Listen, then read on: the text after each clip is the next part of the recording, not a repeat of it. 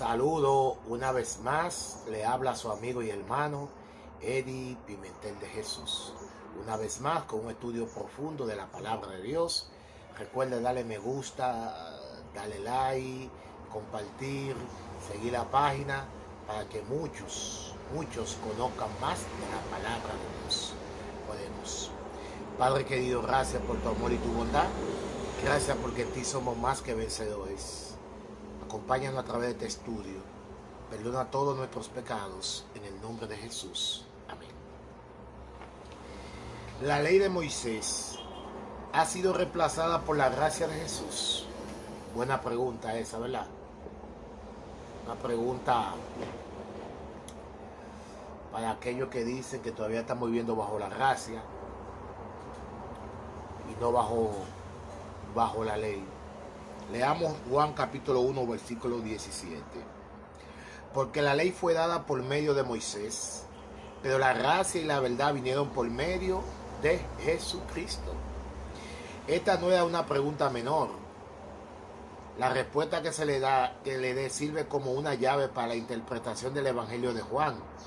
Además, determina en gran medida cómo entendemos la relación entre el Antiguo y Nuevo Testamento, y tiene un efecto fundamental informativo en nuestro camino cristiano personal, pues responde a la pregunta vital: ¿debe obedecer los mandamientos de la ley?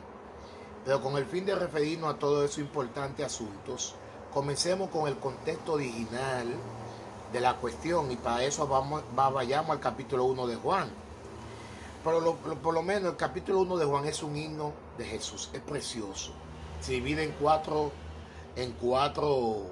estrofas.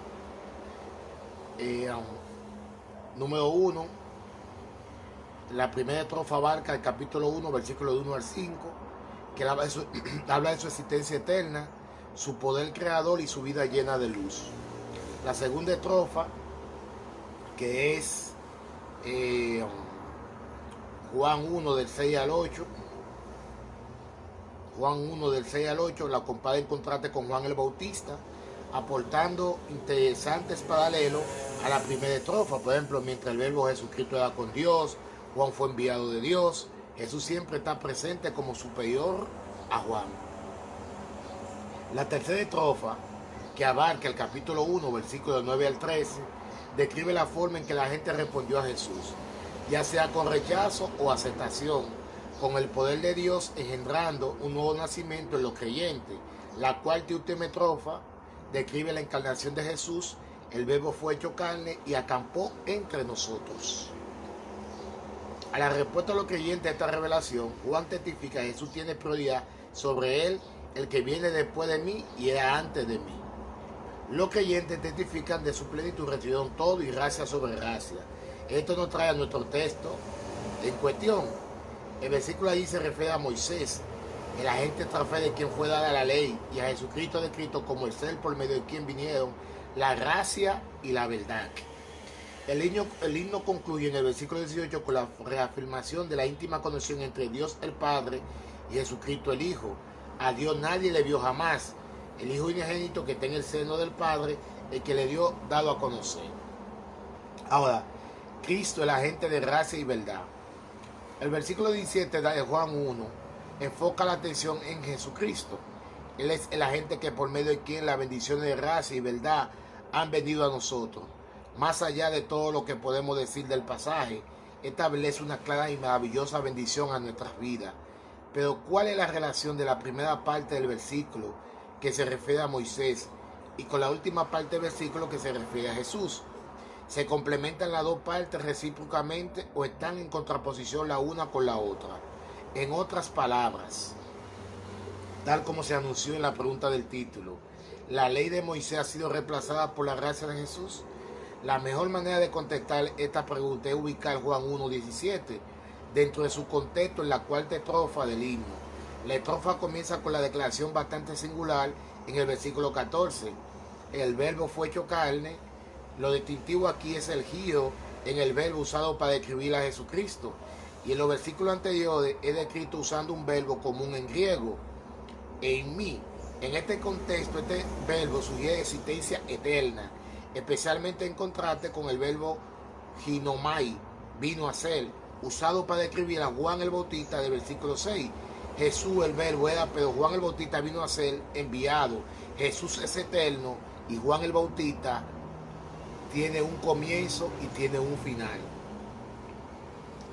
Pero en el versículo 14, Juan 1, el himno ahora dice, el verbo fue hecho carne, eterno verbo de Dios introdujo en la existencia humana. El apóstol aplica este verbo genomai a Jesucristo, él vino a ser carne. Juan enfatiza aún más esta idea diciendo que el verbo plantó su tienda entre nosotros y habitó entre nosotros. Es una alusión a Éxodo capítulo 25, versículo 8, donde Dios dice a Moisés, me construirá un santuario, de manera que pueda habitar entre ellos. Ver la gloria del unigénito Hijo de Dios es como ver la columna de fuego sobre el santuario del Antiguo Testamento. Hacerse humano, Cristo es Dios con nosotros, Emmanuel, como lo dice Mateo 1:23. Gracia sobre gracia. En la Escritura, la manifestación de la gloria de Dios, el término técnico es teofanía, reclama una respuesta humana. Esta respuesta es exactamente lo que aparece en Juan 1, 15 y 16. Cuando tanto Juan como nosotros, la iglesia responde a la gloriosa luz del Hijo de Dios en carne humana. La última frase del versículo 16 expresa abundancia, gracia acumulada sobre la gracia, pero parece que el apóstol quiso expresar con más detalle esta siempre creciente abundancia de gracia, así describió el versículo 17. Cito. Juan 1:17 comienza con la palabra porque, en griego, oti. Esta palabra indica la razón o la explicación de lo que ha sido dicho anteriormente. El versículo 16 expone la sobreabundancia de la gracia de Dios para con nosotros.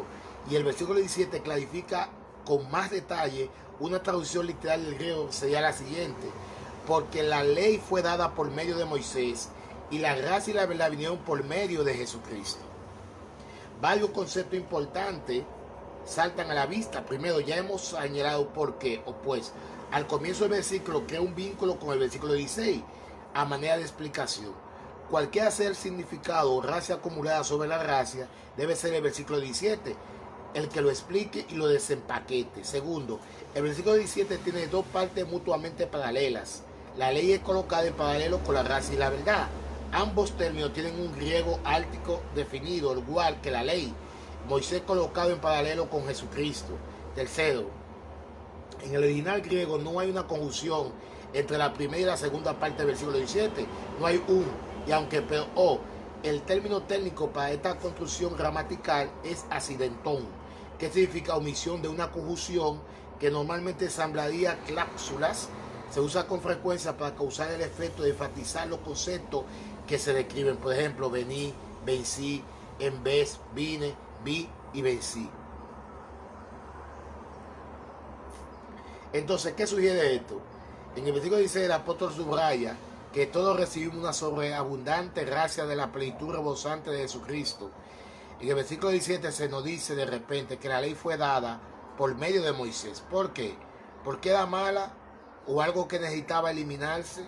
No, era parte de la revelación de Dios dada en el Antiguo Testamento para bendecir a su pueblo. Esa antigua revelación era buena, pero la nueva revelación en Jesús era aún mejor, más gloriosa.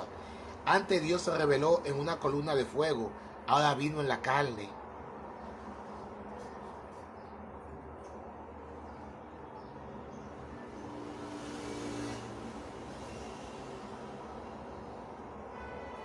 Antes no podía mover a su rostro, ahora puede moverlo en su Hijo. La teoría del versículo 17 contrasta la ausencia del amor constante en la ley y con la presencia de amor constante en Jesucristo no parece hacer justicia a la referencia honorífica de Juan a Moisés. Más bien, el versículo 17 contrasta el amor constante mostrado en la ley con el supremo ejemplo de amor constante manifestado en Jesús. Conclusión. ¿La ley de Moisés ha sido reemplazada por la gracia de Jesús? No, no ha sido reemplazada. La ley y gracia no se oponen la una a la otra, obran mancomunadamente. La ley no muestra necesidad, la gracia la suple. La gracia proporciona nuestro perdón, la ley señala nuestro deber.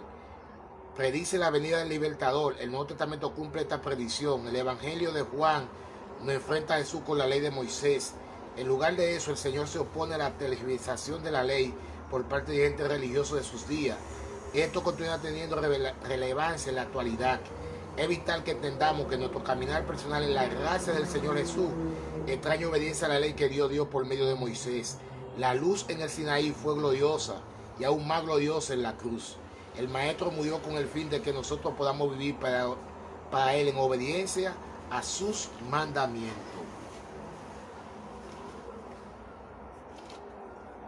Oremos. Padre querido, gracias porque tu gracia se manifestó en la cruz. Gracias porque tu amor hacia nosotros se manifestó al morir por nosotros. En el nombre de Jesús. Amén. Amén. Dios le bendiga y nos vemos en una próxima entrega.